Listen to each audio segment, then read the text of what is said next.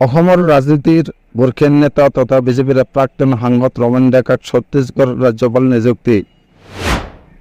দীৰ্ঘদিন ধৰি অসম বিজেপিৰ কেইবাটাও গুৰুত্বপূৰ্ণ পদত কাৰ্যনিৰ্বাহ কৰা ৰমেন ডেকাক ৰাজ্যপাল হিচাপে নিযুক্তি। দুটাকৈ লোকসভা নিৰ্বাচনত মঙলদৈ লোকসভা সমষ্টিৰ পৰা টিকট লাভৰ পৰা বঞ্চিত হোৱাৰ পাছতো ৰমেন ডেকাই নীৰৱে কৰি গৈছিল দলীয় কাম কাজ। বিজেপি দলৰ আন নেতাৰ দৰে বিসম্বাদ নকৰাৰ উপহাৰ স্বৰূপে ছত্তীশগড় ৰাজ্যপাল হিচাপে নিযুক্তি প্ৰদান কৰিলে নেকি তাক লৈ এতিয়া চৰ্চা চলিছে।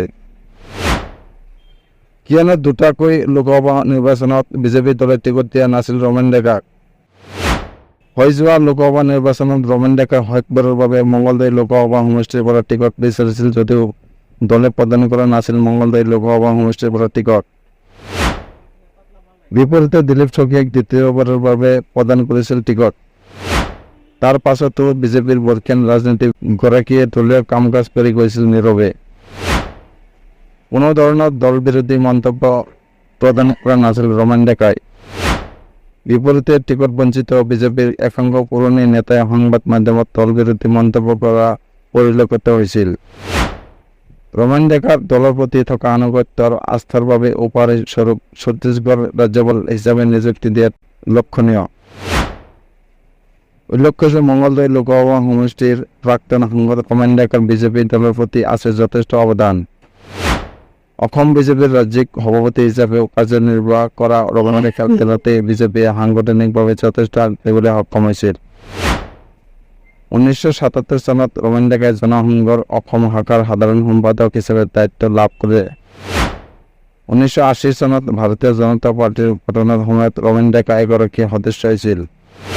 ভাৰতীয় অসমৰ মুখপাত্ৰ, ৰাজ্যিক সাধাৰণ সম্পাদক, ৰাজ্যিক উপ-সভাপতি আৰু 2005 চনৰ পৰা 2009 চনলৈ দলৰ ৰাজ্যিক সভাপতিৰ দায়িত্ব আছিল ৰমেন ডেকা।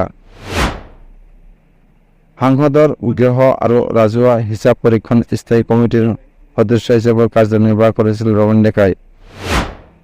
বিজেপিৰ জন্মলগ্ন নেতা ৰমেন ডেকা 70টা বসন্ত বৰ্ষ এতিয়াও সুপ্ৰতিভা হৈ থকা বৰ্ষীয়ান বিজেপি নেতা ৰমেন ডেকা দেশৰ অতি পুৰণি বিজেপি নেতাসকলৰ অন্যতম। বিজেপিৰ জন্মলগ্নৰ পৰা দলটোৰ সৈতে জড়িত হৈ থকা অসমৰ 3জন পুৰণি বিজেপি নেতাৰ ভিতৰত অন্যতম ৰমেন ডেকা। 1980 চনত বিজেপি দল গঠন হোৱাৰ সময়তে বিজেপিত যোগ দিছিল ৰমেন ডেকাই।